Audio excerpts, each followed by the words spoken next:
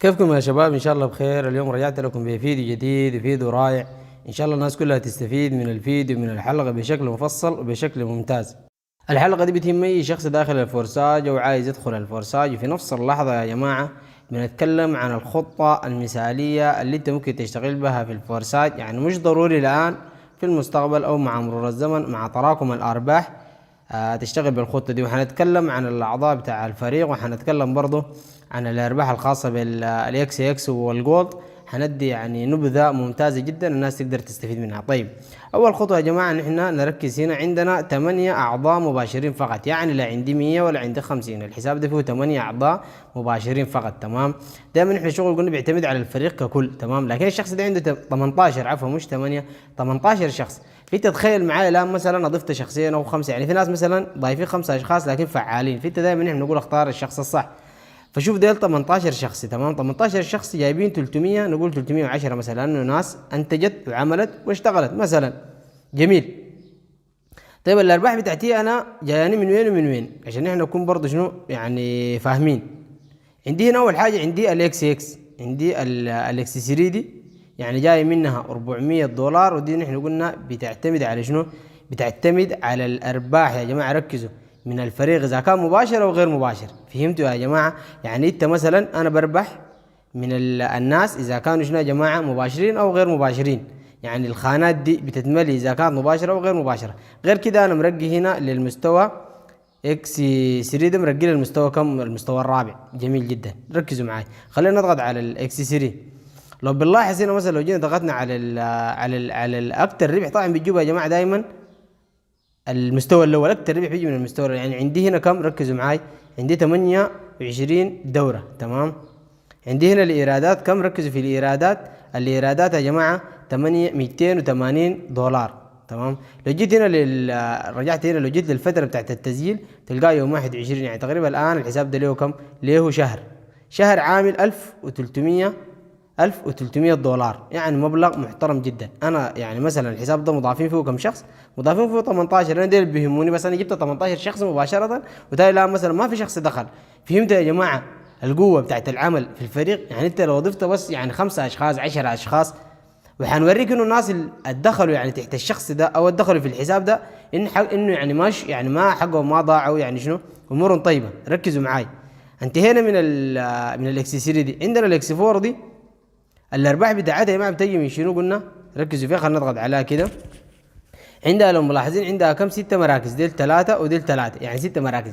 3 مراكز بتتملي من الفريق، يعني من الناس اللي انت بتدعيهم ومن الناس اللي بيدعوهم غيرك. فهمتوا؟ يعني قلنا العمل جماعي تشاركي بحت. فهمت؟ يعني ما في حاجه زي ما ده غايد، ده الاول، ده جايب الناس، ده لا لا، كله عمل جماعي تشارك. يعني انت ال3 خانات دي حتتملي لك من الفريق نفسه.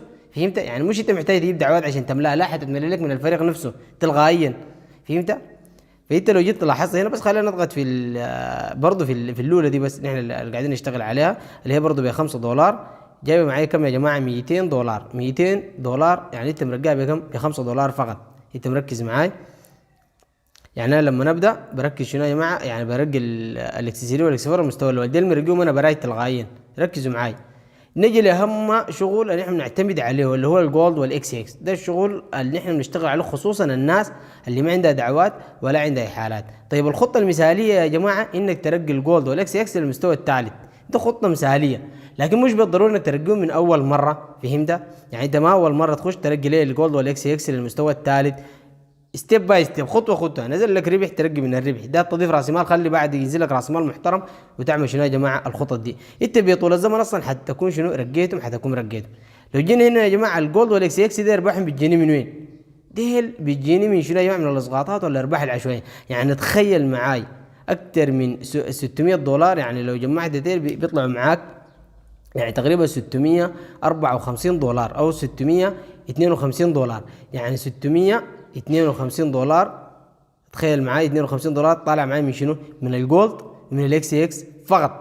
تمام، لو انت جيت حسبت الترقيات حقتك، يعني مثلا جينا حسيب عديل ورقه وقلم، لو جيت حسبت عندي هنا 8 دولار و15 دولار، وهنا كم يا جماعه؟ 29 دولار، يعني تقريبا تقريبا يعني 64، يعني $64. $64 دي اجمالي الترقيات بتاع شنو؟ بتاعت الاكس اكس. يعني لو جيت جمعتها او طرحت الفائده حتلقى انك ربحان يعني تقريبا $250. تخيل ديل ما محتاجات دعوات ولا اي حالات، وانا حوريكم الان خليكم بس متابعين معاي. لو جينا للجولد نفس الشيء، الجولد هنا الترقيات بتاعتها عندي 30 50 $60. الترقيات بتاعتها ب $60. يعني $60 لو انت جيت هنا برضو جينا راجعين هنا يعني جمعت الربح بتاعه يعني $60 ما شاء الله. يعني دي الترقيات، فيعني برضو الربح ما شاء الله يعني $270. تمام، حوالي 200 وكم $73. فتخيل معاي انت بتدفع كم وبتحصل على كم. ركز معاي، جميل جدا. طيب الناس اللي دخلوا تحت الشخص ده حصل لهم شنو؟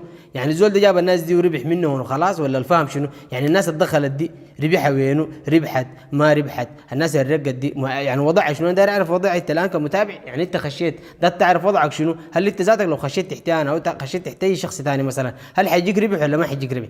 دائما يا جماعه ركز معي، الربح دائما بيكون من الفريق ككل. ركز في الحته دي. يعني مش انت ما بتركز مع ديل ال 18 ده لا تحتي انا، لكن انت بتركز مع الفريق كله. يعني الناس الداخله في الفريق كله، مش الفريق ده. حتى لو مشيت حساب القائد الثاني والقائد الثالث كل الناس اللي موجوده بتعتبر فريق واحد، والربح بيكون شنو؟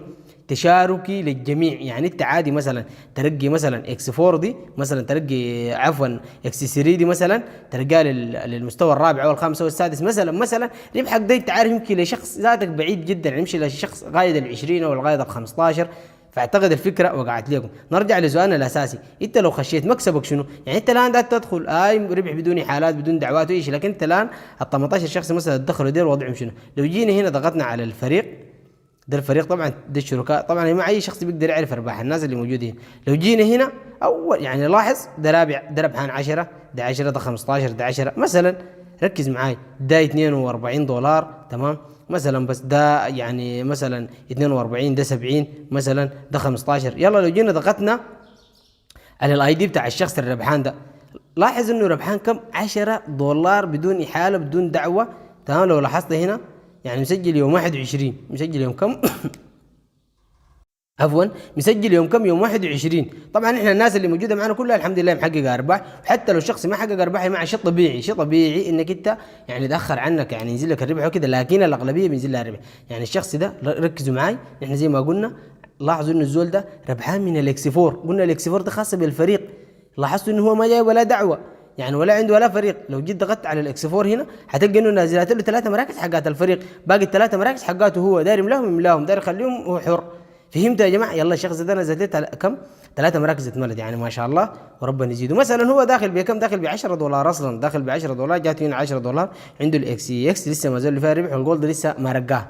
جميل جدا. طيب نجي راجعين تاني للفريق حقنا عشان نشوف باقي الناس. يعني ده شخص واحد، نشوف باقي الناس. طبعا ده كلهم حيكون نفس. نجي لده ربحان 42 ده. طبعا لاحظوا يا جماعه انه الربح يعني ما متساوي. يعني انت تلاحظ هنا مثلا الشخص ده لسه ما جاه ربح عشان الناس تكون فاهمه. يعني عادي يمكن يدخر عنك الربح، عاين ده ما جاه ربح، فوق له جاه 42 وده جاته 42 وده جاته 70. لكن الاغلبيه لو لاحظت انه بيجاه ربح، يعني الاغلبيه تشوف جاته 106، يعني ده عبور ذاته بعيد. لاحظ له لو جيت ضغطت هنا يعني ما عنده ولا عضو ولا شريك ولا شخص واحد. فهمت؟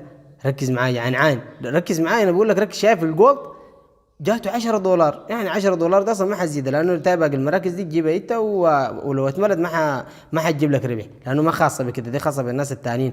نركز اهم حاجه انه هو بس ما عنده فريق، يعني ما عنده فريق. ده الزول الداخل تحت الشخص اللي جايب كم، اللي هو انا نفسي. شايف هنا في الاكس اكس ما شاء الله تبارك الله ربحان كم؟ $36 ورقى المستوى الثاني يا دوب، لانه ربح. زول جاي $100 السنه هو اللي بيسمعني رقي طوال المستوى الثالث، رقي للمستوى الثالث طوال، عشان انت حسابك ده ماشي ما شاء الله صاروخ. لو جيت للفتره تحت التسجيل الزول ده سجل يوم كم؟ سجل يوم 9 يا جماعه. يعني لاحظت الليله التاريخ يوم 23 تقريبا له 13 يوم او 14 يوم، جايه $106. اديني مشروع زي ده بيجيب لك مبلغ زي ده بدون تدخل منك بدون اي عمل.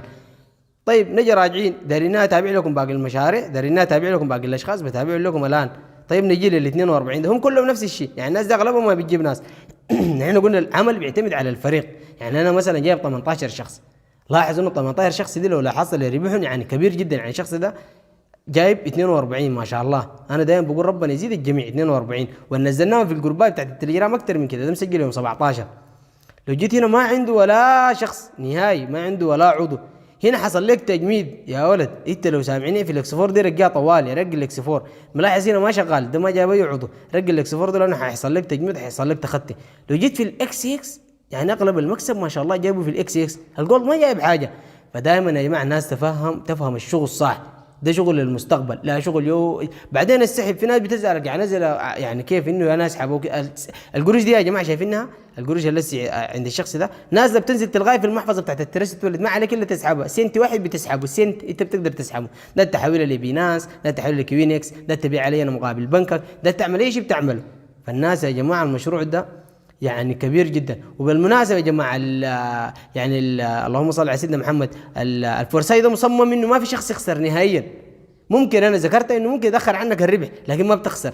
ونحن عندنا اقرب مثال هذا اليوم، يعني عندنا ديل سجلوا، يعني ده مسجل يوم اللهم صل على سيدنا محمد التاريخ بتاعه يوم 21، يعني تخيل ده مسجل يوم 21 جاته 10، ده جاته 10 15 مثلا، يعني في زول مسجل قبليهم هذا اليوم قدامنا بيان بالعمل، لكن شخص واحد ده بيكون نازل في مركز بعيد بس، فهمت؟ نازل جو نزل من فوق له، ده بيكون ومرقي، يعني ما عنده مشكله، هو ما جاءه ربح لكن شنو مسجل يوم 17 ومرقي ما عنده اي مشكله، مرقي الجولد ومرقي الاكسي 3 ومرقي ما عنده مشكله. رقي الاكسي اكس دي يا الحبيب لو بتسمعني، رقي الاكسي اكس يعني ربح يعني خيالي، ما ربح بسيط، ربح خيالي، يعني ربح كبير جدا انت بتكسبه من الفورساج. لو جينا ده عنده $70، يعني $70 لو لاحظنا هنا الفريق 0-0 $70، يعني هو داخل بكم مرقل.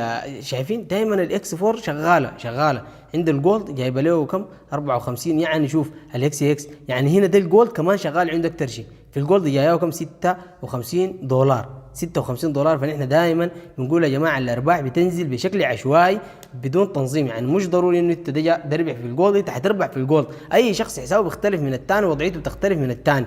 يعني نحن بالله عسينا ناس 90 58، يعني اللي ده هنا برضه ده برضه يا جماعه ما لسه ما نزلت له حاجه، لكن حيشتغل حسابه ده حيجيب مبالغ اكثر من الناس اللي موجوده دي او قدره، يعني بيضمن لك الفرصه انك انت ما بتخسر، فهمت؟ يعني ده الشخصين مثلا لحد الان ما نزل لهم ربح، فنحن ذكرنا انه مساله انه ما ينزل لك ربح ده شيء طبيعي، مش ما ينزل لك ربح نهائيا، مؤقت فتره مؤقته، يعني انت تكون نازل في مركز بعيد بس. الناس يا جماعه تلحق المشروع، تلحق الفورساج مشروع يعني العمل بتاعه لا مركزي وبيشتغل في الترست والد، ونحن عارفين الترست والد لا مركزيه ولا يعتمد على الاحالات ولا يعتمد على الدعوات، ولا شخص من الناس النازله لها ارباح دي داعي شخص واحد ولا شخص، يعني ما في زول في الناس دي كلها. شوف يا اخي ما شاء الله تبارك الله الناس دي ربحانه يعني ربح محترم جدا محترم جدا.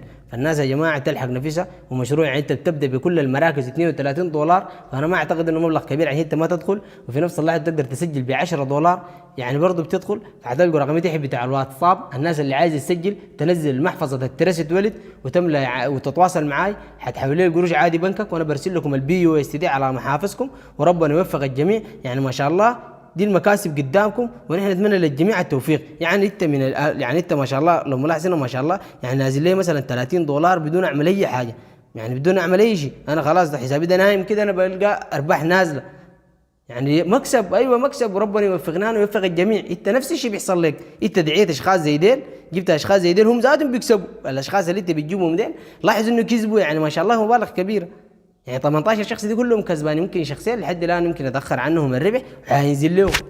فانت لو حسبت نسبه الربح هتلقاها 98% من اي حساب، من 98%. فما في شيء بيمنعك انك انت لحد الان ما تكون داخل الفورساج.